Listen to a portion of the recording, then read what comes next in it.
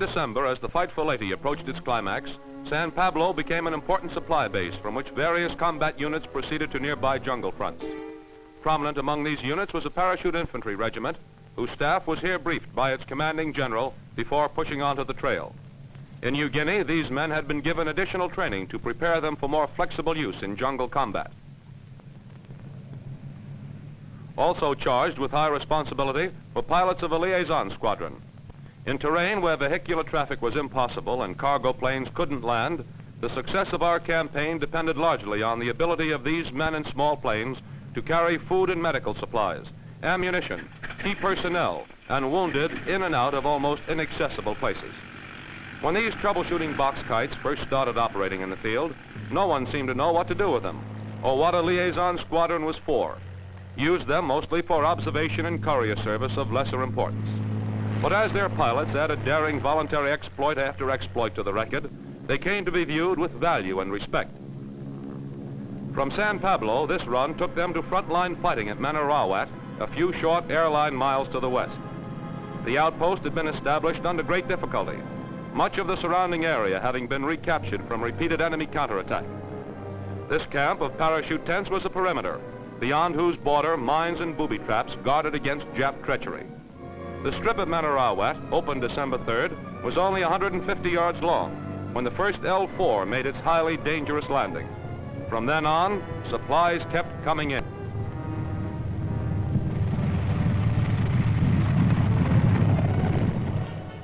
Plasma from the bloodstream of the GI's own families was the lifeline tie from home front to jungle front. And the effort of factory workers reached out for Japs and penetrated the Leyte jungle with every new rifle that GIs carried.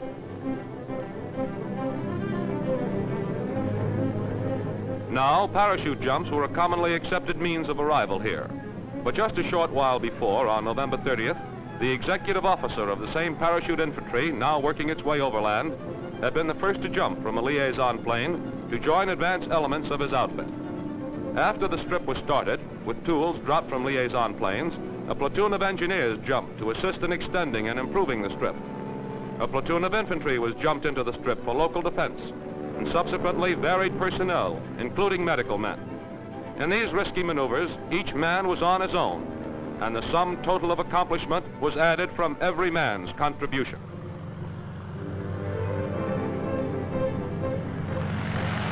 Liaison plane supply had ballooned from 63 Zebra rations dropped on November 26th to 100 sorties by November 29th.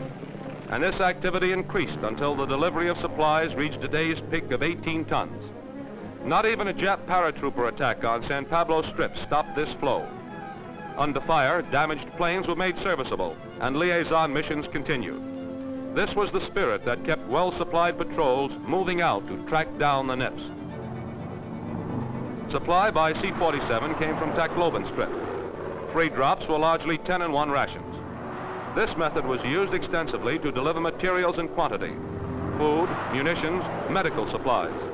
Chief drawback to C-47 use was the need of a sizable drop zone and good flying weather to permit the big planes to get in. Often, C-47 drops had to be made in bulk, and this required hand carry from drop zones to units along the trail, whereas liaison planes could make pinpoint drops and get through almost any weather. But no matter what the method, it spelled mighty teamwork. Here were the products of all the states, the great production machine of the nation rolling across the world to crush poisonous Jap insect life out of the jungle. Here, as stacks piled up, was the GI's heartening proof from his civilian partners that his fight was being backed up.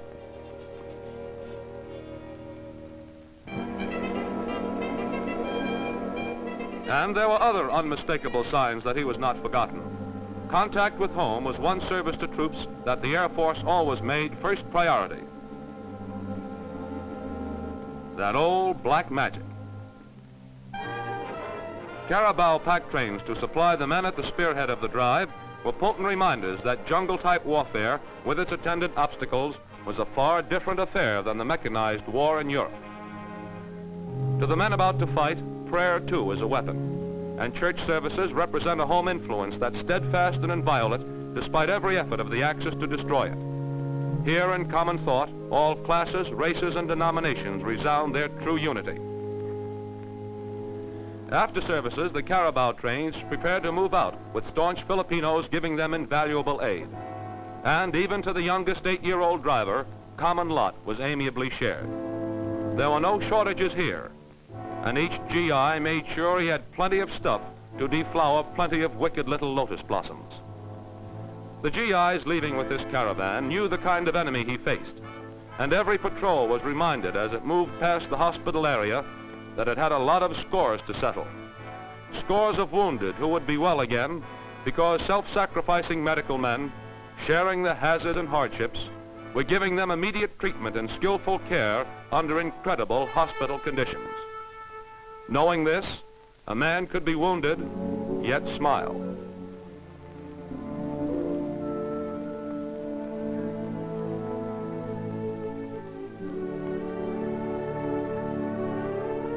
Overtime didn't count in this work. Men were always on the job. If not fighting, then caring for buddies. And what they believed and how they looked made no difference. They all got the same devoted care. AWOL here meant only a wounded on litter. This most forward of hospitals was established by a parachute surgical hospital team who accompanied the parachute infantry that had moved west on foot from Burawan. Many of its supplies had been parachuted in. As rugged as it was, it had cared for as many as 70 patients in a day. Its untiring doctors performed so many operations so quickly that many casualties were soon in shape to fight again.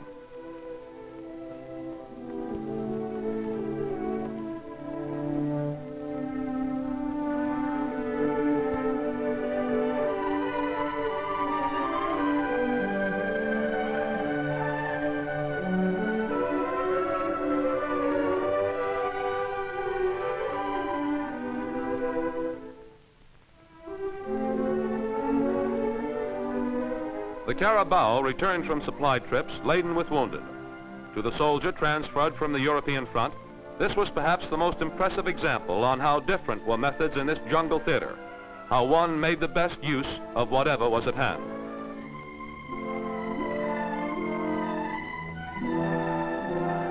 And captured Japs were reminders that after victory in Europe, there still is a lot of cleaning up to do in the Pacific.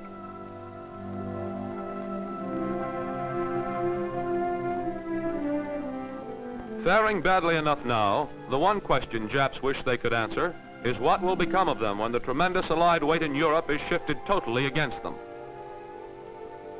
Strict sterile precautions were taken in all operations, and although this hospitalization was in great contrast to that which we normally provide, it was nonetheless thorough. Even in this extreme, the policy expressed by General Arnold was working, that the Army's interest in and responsibility for a man increases in case he's hurt. Evacuation of more serious cases was provided by the reliable L4 fitted with an improvised litter.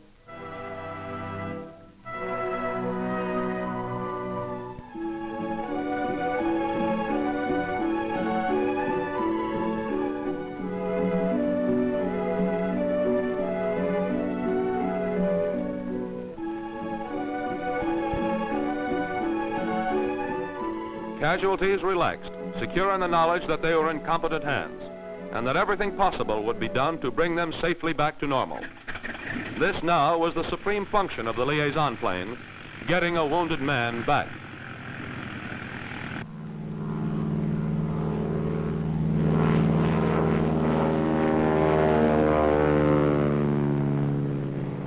On this front, every resolve was that these wounds would be paid for. A resolve that this airborne division helped carry out on February 7th when participating in the capture of Manila, major step toward fulfilling our pledge to free the Philippines. It was a step made possible by the cumulative efforts of many units, like this one at Manarawat, fighting unsung in isolated places. And it was these many small pressures of many small teams that was building up the force which would burst the entire Jap war machine. The outpost at Manarawat, with its life-saving hospital in the jungle, was a symbol of how this would be done.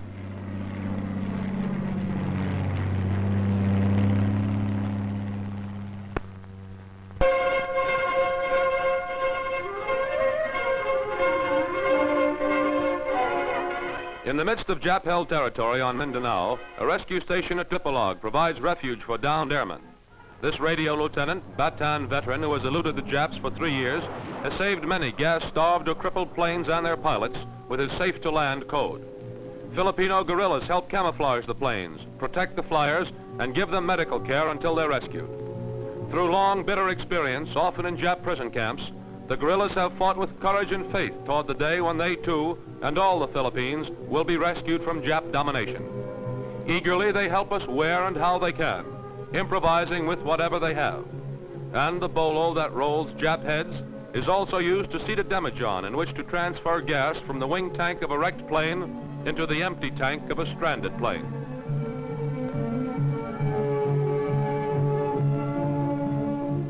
An emergency rescue squadron, Catalina, of the 13th Air Force comes into land, reassured by the prearranged signal, a waving American flag.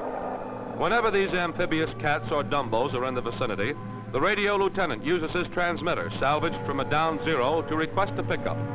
These unescorted trips are under threat of attacking Jap planes that constantly patrol this area. But the emergency crews disregard all hazards and personal safety to return their fellow flyers to base. Boarding must be quick, for the PBY is too big to be concealed in the coconut groves and would be an easy target for the Zeros that repeatedly strafe the district.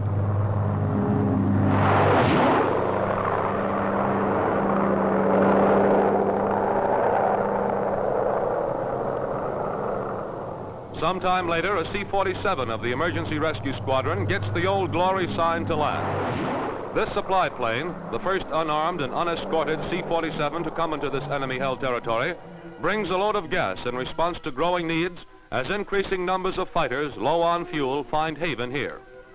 Now a gas pump can supplant the slower, more uncertain demijohn. Refueling itself is a constant danger, with Zeros scouting the area almost daily. But ever present in the minds of American and Filipino together, superseding any danger, is the impelling determination to avenge our Philippine defeats. And every gallon of gas pumped into these stranded planes that united effort saved becomes a unit of strength, lifting into the air again power to erase the Jap from the Philippines.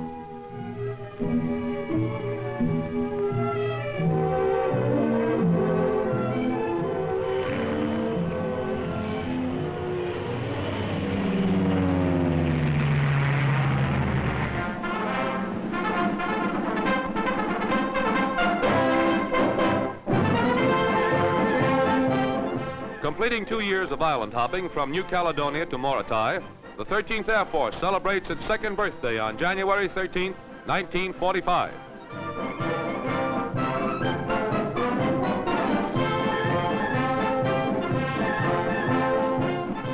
Highlight of the day's ceremonies comes as the commanding general of the 13th Air Force decorates the flight nurses of a medical air evacuation transport squadron. Flying an average of about 80 hours a month, some of these women have been serving in the Pacific for 2 years, caring for and evacuating wounded, as the newly activated 13th wrote the epitaph for Rabaul, flying from hacked-out jungle bases as the 13th pushed northward through the Hebrides, Solomons, Admiralties, and New Guinea. For 2 years, this famous jungle air force has been hammering at the Jap along the longest front in the history of warfare. Now, from its Morotai Island base, the 13th is flying north again to help liberate the Philippines, and west to blast the Jap in Borneo.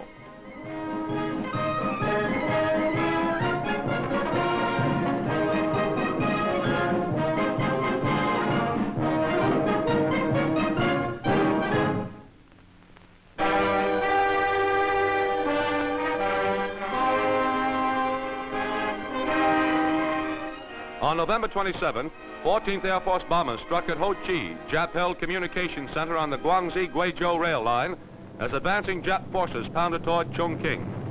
12 B-25s battered enemy installations, but Chinese troops, fighting desperately to stem the enemy drive, were already outflanked. With the Chongqing Highway only 65 miles away, defeat seemed certain. But as the 14th Air Force flyers bombed and strafed enemy troops and transport, the Chinese struck back. By December 11th, the Allied team had driven the Jap invader from Guizhou province, and the immediate threat to Chongqing was lifted. On November 30th, for the third consecutive day, Phulang-Thuong Railroad Bridge in northeastern Indochina was under attack as 6 B-25s swept in for a low-level smash against this vital Jap supply link. Intense automatic weapons fire was encountered as each plane made 2 runs over the already damaged target. The strikes against Phulang Thuong came as Jap forces in Indochina drove to establish contact with other enemy units moving southeast from Nanning in China. On December 10th, the Jap forces joined, giving the enemy a continuous line of contact from Shanghai to Singapore, cutting Eastern Asia almost in half. Primary target for the India-based 20th Bomber Command on January 2nd was the Rama 6th Railroad Bridge at Bangkok, Thailand. Bangkok is now the principal control and supply center for Jap troops and materiel in the Burma Theater of Operations. But its only rail link to Burma and the Malay Peninsula is over this 1,400-foot long bridge. The attack is made by a medium force of B-29s, and rail traffic, a critical factor in maintaining Jap operations, becomes more critical as 175 tons of bombs rip across this vital enemy artery.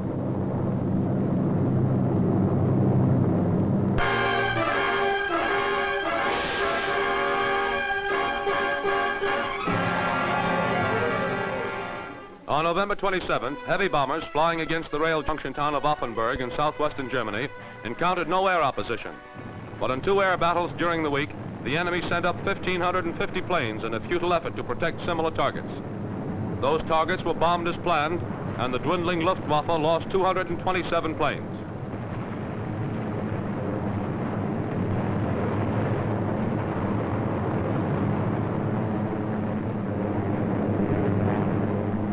On December 5th, B-17s flew through intense flak to strike at Berlin. To offset the declining effectiveness of the German Air Force, Nazi anti-aircraft barrages grew heavier each week. Recent ETO figures show 62% of heavy bomber combat losses due from flak, 38% from enemy fighter action. On this mission, both were encountered, but the 300 enemy planes attempting to smash our formations were beaten off by our fighter escort. 91 German planes were shot down. Our losses were 12 bombers and 22 fighters missing, but at least 11 of those fighters were believed safe in friendly territory.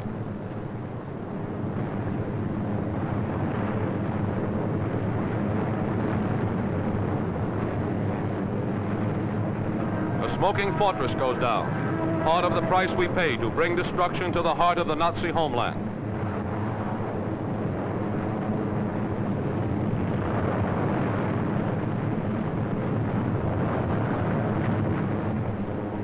On December 23rd, 9th Air Force B-26s pound enemy supply dumps at Wittlich, Germany, as the short-lived Nazi counterattack penetrated 50 miles into Belgium. Chaff was thrown out to confuse enemy radar, as these marauders, using Pathfinder technique, achieved precision bombing of German installations through solid clouds. All Allied strategic and tactical aircraft on the Western Front participated directly with our ground forces in the attempt to stem the German breakthrough. Bad weather severely restricted air operations. But in 4 days of clear weather, the 9th Air Force alone flew almost 7,000 sorties against heavy air and ground opposition. In spite of the almost solid overcast, flak is heavy and accurate.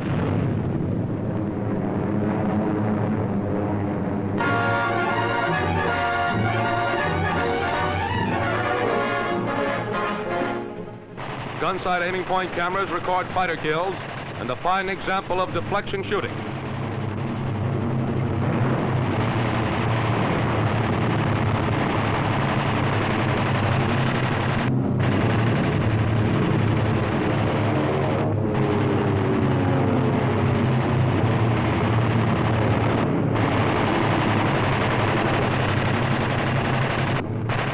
Here is proof that simple acrobatics provide no escape from good gunnery.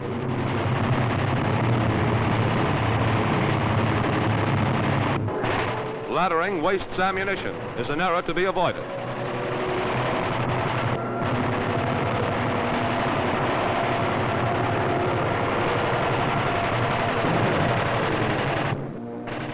Opening fire at extreme range is also bad practice.